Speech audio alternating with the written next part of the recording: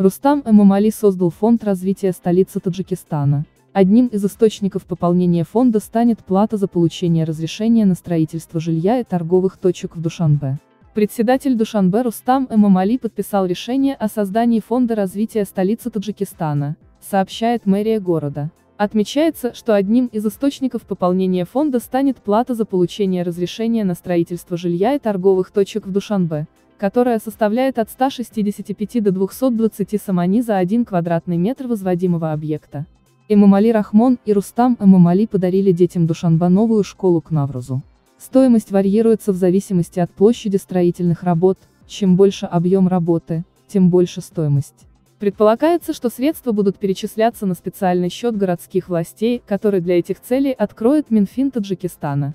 Стоит отметить, что от уплаты этого сбора освобождаются бюджетные организации республики, которые заняты строительством промышленных предприятий, социальные объекты и туристическая инфраструктура. Рустам Эмомали утвердил программу патриотического воспитания молодежи. Напомним, недавно президент Таджикистана Эмомали Рахмон и Рустам Эмомали дали старт строительству стадиона в Душанбе. Площадь футбольного поля на стадионе составит 105 на 68 метров.